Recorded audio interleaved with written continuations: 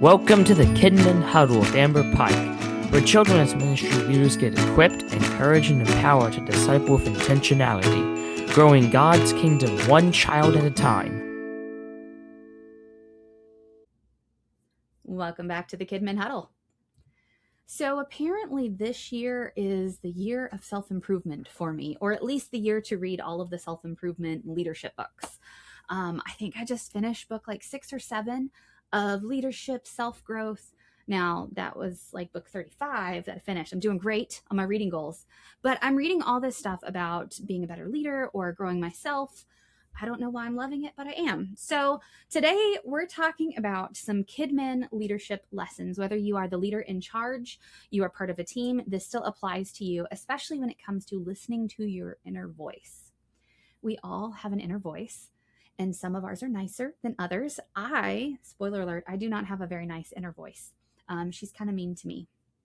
But our inner voices, and I'll talk more about that in a minute, our inner voices can give us some thoughts that lead us a little bit on the struggle bus. Things like, I'm not good enough. I'm not effective as a children's ministry leader. Well, the church down the road, it does XYZ, and that's why we're not doing, or it has XYZ, and that's why our ministry is failing. If I only had da-da-da-da-da-da. Do any of these sound familiar? Things that maybe that mean little voice in your head says, you're not good enough. You're never going to be like this person. Your church is never going to do this. It's those negative thoughts that, quite frankly, creep up when they especially don't need to. I have found that those negative thoughts are more prevalent when something big is happening. For years, my pattern was very similar when I would have the biggest audience. So when I was going to lead a breakout at a big conference, that's when those negative thoughts would really strike. That's when just something would happen that would cause me to doubt myself or get down on myself. And I started recognizing the pattern to the point, like I would be, physically sick. I would get sick or something would happen and all this. And I'm like, yeah, I'm speaking in a couple weeks. I've got ministry leaders that I get to pour into. So of course things would be going this way, right? Sometimes I think we give Satan a little too much credit, but sometimes it is his doing. So whatever reason it was, it's no surprise that is when those negative thoughts, those mean inner voice thinkings are going to attack when kingdom work is at stake. So if this is you, if you have ever had those self-doubts, those negative thoughts about yourself, about your ministry, which is different than constructive criticism, we need to grow in this. This is the, I'm not good enough. This is not good enough. I'm failing. Know that you're not alone. I have been teaching for 25-ish years. I really had to actually do the math one time. I was 15 when I started. So there you go. I have written several books. I have contract written for so many of the major publishers out there, right? So I know what I'm doing.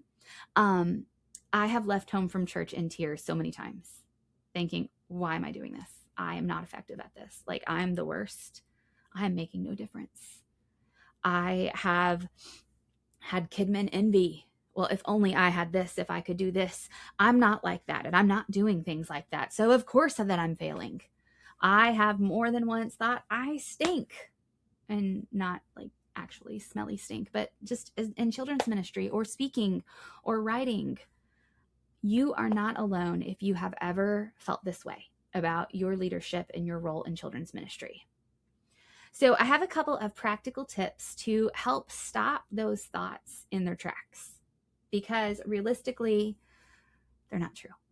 Hopefully they're not true, that you are not terrible. And I'm going to assume if you're listening to a children's ministry leadership podcast that it's not true, because you're wanting to be better, because you know what's at stake for these boys and girls. So a couple of practical tips to stop those mean inner voice thoughts. Number 1, stop comparing.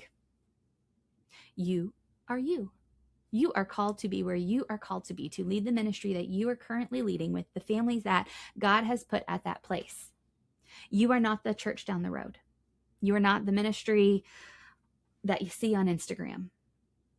You are you. You are where you are at with the resources God has given you. And we have to learn to be content there. This one, real talk here. This one is one that gets me a lot. Not necessarily in the church setting, but in the, like, to use the cheesy term, in the ministry influencer sphere. I will look at something that I've done and I will be like, man, why am I not, like, look at my Instagram followers. If you're not following me, go follow me so I can feel happier. But I will look and I'm like, why do they have that many followers? Like, what am I doing wrong? Why am I not more popular? And whew, I get really down sometimes when I start comparing. And then God is so good and he will send me someone, and that someone will be like, hey, you said XYZ and I have started doing this and I just wanted you to know. And God is so patient with me, because I think my skull is really thick and I don't always get it the first, dozen or so times. And I'm finally getting to a place where I've realized that I'm exactly where I need to be.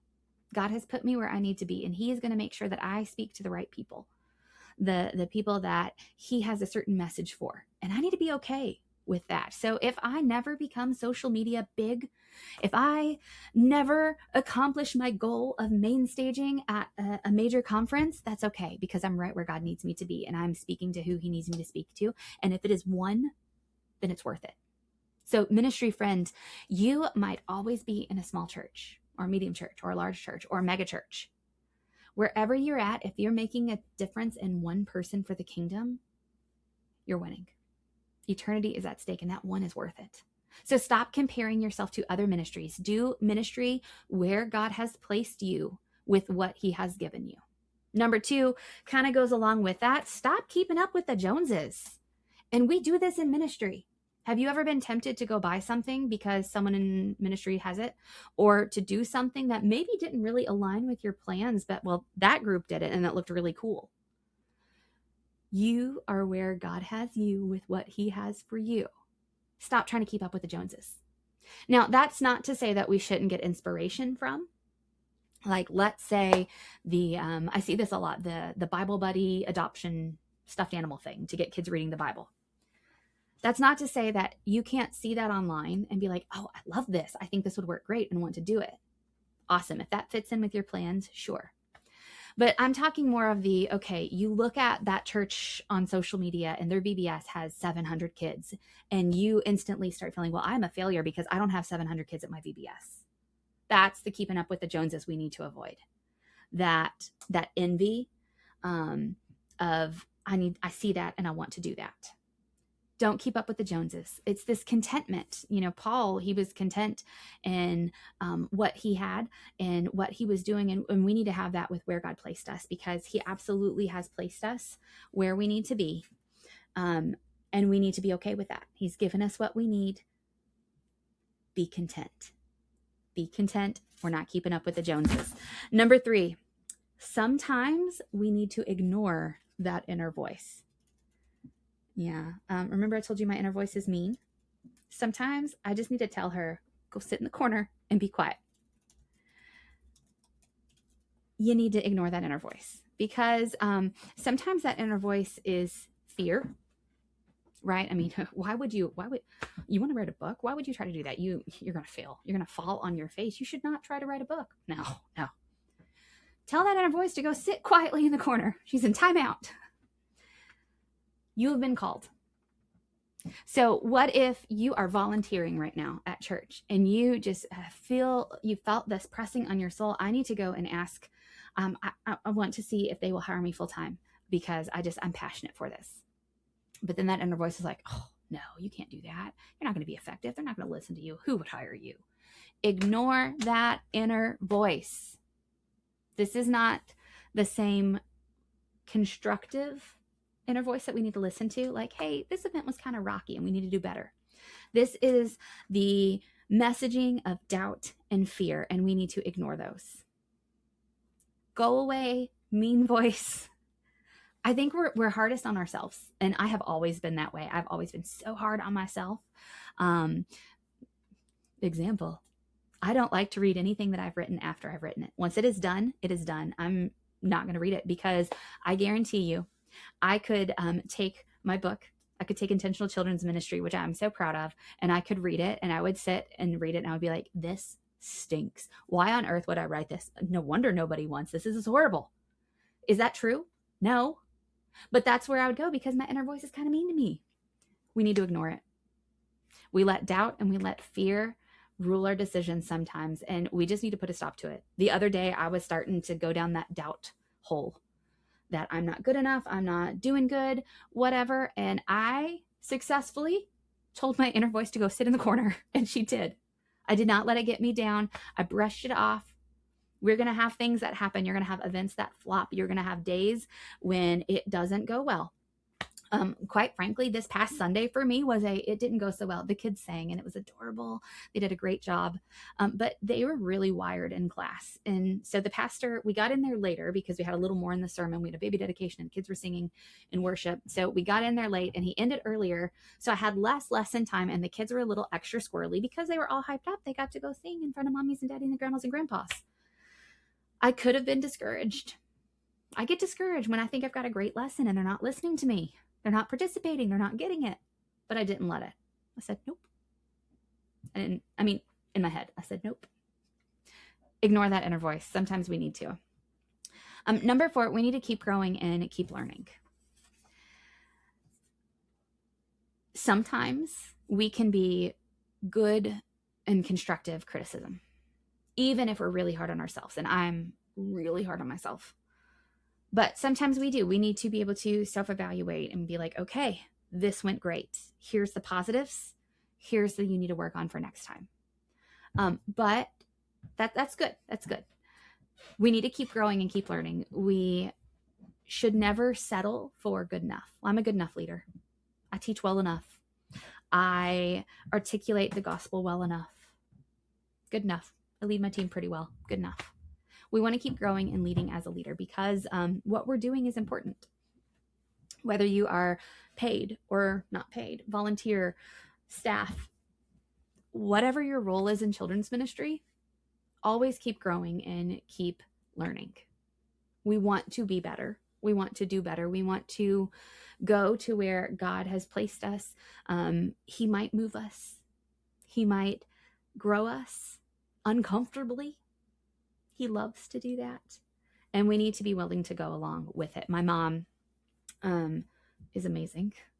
Soon, you guys will get to meet her on a podcast. I've started working on a little something. But my mom knows me so well. And she had said 7, 8 years ago, maybe longer. She's like, you are not going to be in children's ministry much longer because God is calling you to be a teacher of teachers. I'm like, no, mother. I love where I'm at. I love teaching children. Nope, I'm good. And wouldn't you know it that she was right? God had to uncomfortably grow me. He had to push me out of where I was comfortable through a very painful process and move me where he needed me so that he could grow me. So my friend, you might be in a spot where God is going to push you out of where you're comfortable and he might grow you in uncomfortable ways. But at the end of it, I promise you, you'll be so thankful. You'll be so thankful what God did, how he moved you. On the regular, just be willing to grow and go where God says, grow and go. There we go. We're going to grow and go. So listen to podcasts, read books, learn from other leaders. While we shouldn't be comparing what we're doing to what the church down the road is doing or what that company is bringing out, we can learn and grow from these things. We can get inspiration and we can get ideas. I don't remember if I talked about it in a podcast. I definitely did on my blog and my social media. My boss got me a book for Christmas, which is like the best gifts to give me other than donuts and coffee. Those 3 favorite things. And it was called Steal Like an Artist. And it's this mindset of there's really nothing new under the sun. And everything we're doing is basically stealing an idea and tweaking it, improving upon it. We can do that in children's ministry. We see something and we go, okay, love the concept. Here's how it's going to work in my context. That's growing. Growth is helpful. Striving to be better is helpful. Yes, that's why I'm apparently reading all these leadership books and all this stuff. But it's when that negative inner voice, that's when we need to ignore it. I talked about mine and I said mine's mean. She's a lot and she's mean. She's not kind to me a lot. to the point, super authentic. The other day, my husband had to fuss at me. And he said, you need to stop because you're being mean to my wife. And you're being mean to my wife, and it's insulting me because of how mean you're being to her. Have you ever been really mean to yourself and you didn't deserve it? I hope you have someone in your life. Like I have my mom and I have my husband, and mama first will put me in my place. And honestly, my husband is so chill that was probably a lot for him that tells you how mean I was being to myself. For him to flat out be like, you need to knock it off, Amber, because you're being mean. And the way that you're talking to yourself is insulting me because I love you. And I picked you and chose you and, all this. I hope you have someone who will tell you when you're being really mean to yourself, because we don't need to be. We need to tell that voice to go sit in the corner and hush up. So if you, like me, sometimes struggle with that mean little voice in your head, that you're not enough, that you're not doing things right. Well, of course you messed up again. Nobody loves you. Everybody hates you. Might as well go eat worms. Remember that thing from childhood? Maybe it's just me. Here's a couple of things that I have found helpful. So the first things are just kind of like the mental, but then here's when we're in that pattern. Because I will have days, maybe you do too, something happened, something kind of set it off, and you just get in this mode of, right? So pray, right? God knows you intimately. He knows how you were wired. He knows what you were capable of. He knows where he put you. Talk to him. Which should come as no surprise to you, a word person, I like to write it out. So I have pretty notebooks and I will write out things. The season of my life, the one I refer to as the season where it was such a hard season and God was removing me from places where he didn't need me. And it was really, really painful. You can still see the tear stains as I'm writing out my prayers to God and just giving it all to him. Pray. I know that sounds such a cliche. Well, if you're going through something, pray about it. It is true, friends. God knows you and he cares. And he knows you better than you know you. So talk to God when you're in that, because his voice of truth is right and loving versus the voice in your head that is, chances are, wrong and mean. Number 2, you need those good cheerleaders. I've got my mom and I have my husband, and this just paints a picture of my mom for you. When I was going through that season where I was stepping down from a toxic church situation, and then I was abruptly fired from a ministry that I loved working at, thought I was made for. She knows her daughter, and she said, I'm giving you a week to wallow. She's like, you have a week. And then I'm going to come over and I'm going to kick you in the bottom. Which is what I needed, because sometimes left to my own devices, I will wallow. I will sit in that, oh, I stink. This is horrible and I did wrong. But I need someone to be like, you're done. You've done enough. Look at the facts. Which leads me to my next point. Look at the facts. When you are feeling, I'm not good enough, I'm not qualified, I'm not XYZ, look at the facts. What has God done through you? He is so good to me. When I'm feeling low, he sends me a reminder. Maybe he'll send you a reminder too, which could be a kid coming and saying, Miss So-and-so, Mr. So-and-so, I accepted Christ this weekend at home with mom and dad. Or a parent texting you and saying, hey, we prayed together for the first time as a family. Thank you for what you're doing. Look at where God has placed you, what he's called you. I have a special box that I put special things in. Notes from kids or parents, memories, reminders. When you're in the low place, maybe you need to go look at some of those good things and see the good that you have done. Remember that God has called you. He has placed you where you're at. Just given a little book rec with a disclaimer. What kind of set off this podcast was over the weekend, I read John Acuff's soundtrack book, and it's about the soundtracks that we play in our head and how sometimes they're not nice. And we need to turn down the dial on the not nice soundtracks and put up some good ones. My disclaimer is I don't know how I feel about mantras. I feel like morning mantras can be a little anti-God. So I didn't love that part, but I loved so much of this book. We are sometimes not nice in our heads. Maybe this is just a me podcast. If it is, awesome. I'm glad you're good. But I have a feeling that someone out there needed to hear this episode.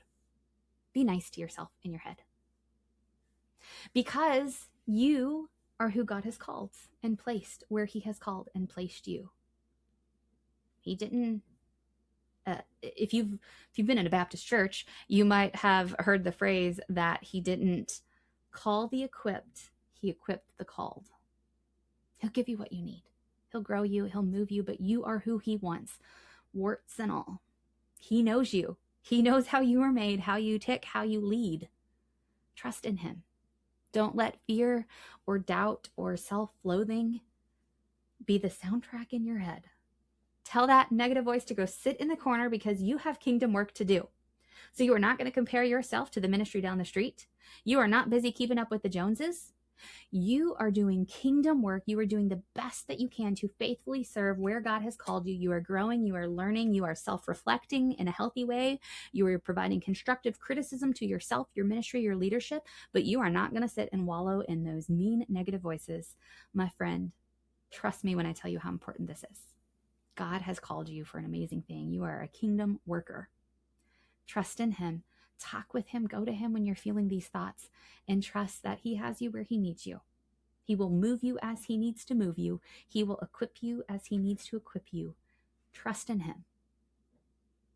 If you are going through a period where you just need a friend, please reach out to me. I would love to virtually hug you and encourage you. I've been in those places of self-doubt with that mean inner voice. It's something that because I am always my own worst critic, will probably always deal with. And getting better at recognizing that mean voice for what it is and telling her to go sit in the corner and hush up. And I'm going to listen to the voice of truth. And if I can help encourage you to do that, I would love to do that. Friend, ministry is hard at times, but it is amazing. Don't give up. Ignore those inner voices. Listen to God's voice of truth. And be reminded that what you do matters.